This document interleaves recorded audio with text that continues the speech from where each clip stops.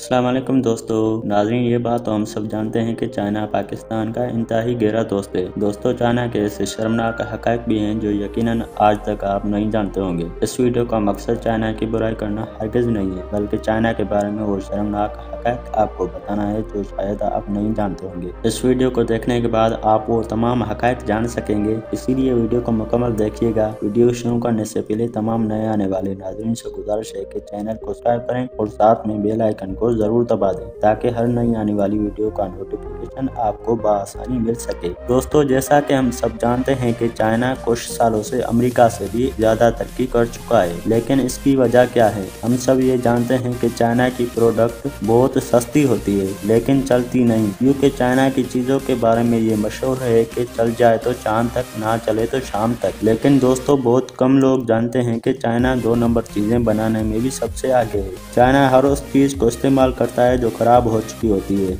आपको ये जानकर भी हैरत होगी कि चाइना में नकली गोश्त और नकली चावल भी बनाए जाते हैं। दोस्तों, चाइना के बारे में एक कहावत मशहूर है कि चाइना में कुर्सी और मेज को छोड़कर बाकी हर जानदार चीज को खा लिया जाता है। और दोस्तों, चाइना में कम उम्र बच्चों के पेशाब में अंडों को उबाल कर खा लिया जाता है, इसीलिए स्कूल से बच्चों का पेशाब जमा किया जाता है। दरअसल ये रवायत चीन में हजारों साल पुरानी है। इनका ये मानना है कि इन अंडों से खाने से कमर और जोड़ों में दर्द नहीं होता और इंसानी जिस्म चुस्त और तवाना रहता है। और इसके अलावा चाइना में चूहे और काकरोच, कुत्ते और मगरमच्छ जैसे जानवर भी खा लिए जाते हैं। चाइना के योली नामी शहर में हर साल 21 जून से 23 जून तक डॉग मीट फेस्टिवल मनाया जाता है। एक अंदाजे के मुताबिक सिर्फ इस फेस्टिवल के लिए कम से कम 30,000 कुत्तों को मारकर खा लिया जाता है। और इसके अलावा दोस्तों, आपको बताते चलें कि चाइना में हर साल 40 लाख बिल्लियां, 2 से 3 करोड़ कुत्ते मजेदार खानों के नाम पर खा लिए जाते हैं। दोस्तों, चाइना में अगर कोई अमीर इंसान जुर्म कर ले तो वो जुर्म के बदले किसी दूसरे इंसान को सजा दिलवा सकता है। एक अंदाजे के मुताबिक दोस्तों, चाइना में हर साल तकरीबन 6 लाख अफराद नफ्सियाती दबाव या ज्यादा काम करने की वजह से जान की बाजी हार जाते हैं। चाइना में खुदकुशी का रुझान इतना ज्यादा है कि आपको नदी नालों में से लाशें निकालने की